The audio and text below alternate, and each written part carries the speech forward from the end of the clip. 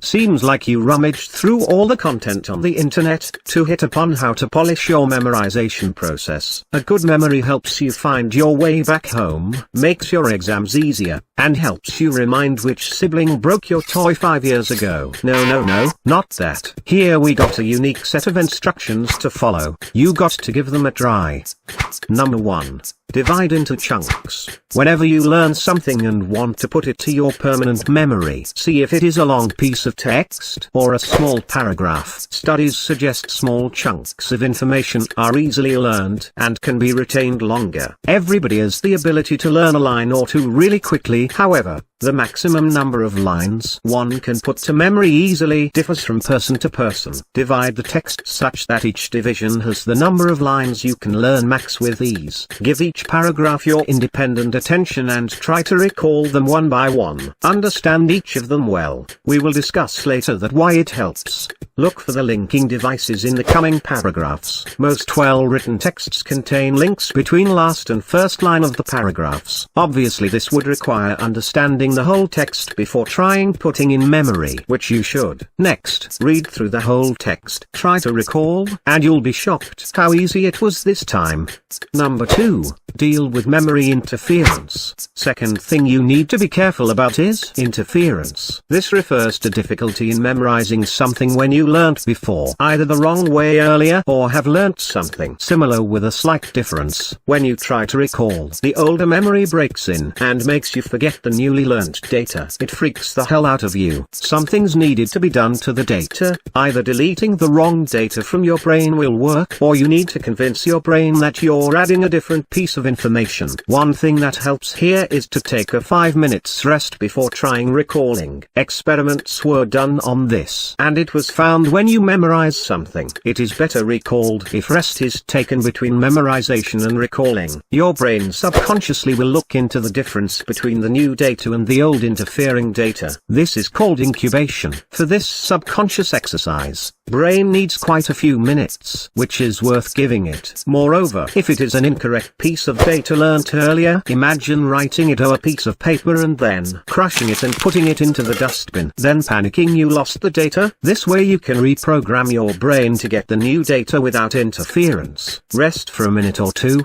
take deep breaths, and retry learning the new data. You need to realize concepts are built in your head by observing the distinguishing features of two things. Imagine two baskets, one labeled old and the other labeled new. This is because the concrete data is understood by you very well. Imagine writing the old data and then the new one on different piece of papers. Put them in the relevant baskets. Try recalling now and you will be amazed.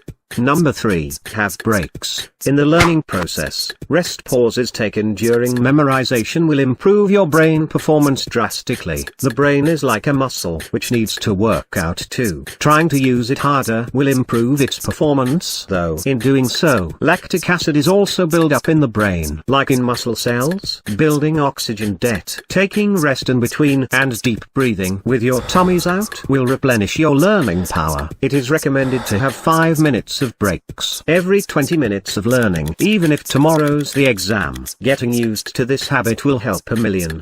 Number 4. A good sleep. Studies suggest when you sleep, the brain induces chemicals that are necessary for building new muscle cells, including the brain's cells, and for removing unwanted chemicals created in the brain activity. A good sleep is also important for rest. Studying whole night will not prevent you from dozing off at school exams. You can't deny that in a sleepy situation you cannot recall any better. Studying the whole night won't do any better than sleeping the whole night. It makes things worse. Number 5. Concepts. Concepts are grouping of things associated with each other in a certain way. Data that looks similar but is crucial but different shouldn't be classified in your brain in one group. If an old memory interferes, imagine baskets with the difference labeled on them and put the data that way. Moreover, something understood is memorized stronger than learn something not understood. This is proven through surveys and experiments. Ebbinghaus, a scientist, prepared some nonsense syllables, words with strange sounds having no meaning. He grouped a few people into two, and made one learn the words they had the concept of. The other group learned the nonsense syllables. He found that people tend to forget gibberish words a lot quicker than the meaningful words. So, better understand something before learning, at least partially. It'll save you from rehearsing 2 million times. If the data is from different language, learn the syntax and word meanings of that text. Sometimes you need to create your own concepts. For example, you go somewhere and fear forgetting way back home. Simply look at some signs at the turning points. Name those junctions in an unusual way right there. Say these sounds out loud in your head, and you will be surprised going back. It will seem as if you were already acquainted to those streets and roads. Number 6. Place. When you fail recalling, try to recall where you learnt it from and where were you when you learnt it. This'll help you. Your brain will remind you of the associated words that with the data you're searching for in your mind. Then you can retrieve the data by recalling these climax words about particular things you're trying to recall. Number 7. Imagination. You already saw how many times we used this word before. It is really important that you witness something directly to put it into memory, but if that is not possible, always build a laboratory in your thought and do the experiment that supports the idea you are learning. You are programmed to take in the logical idea, so whether you're a student or a scientist, you need to build pictures in your mind. Utilize this technique every time. The brain more works like this: data, imagination, concept, memory. This way you need to exercise your brain. Now, it is time to apply these techniques. Tell us how well they went. If you want more on this topic or want us to speak on another brainy stuff, do place a comment and subscribe to stay updated.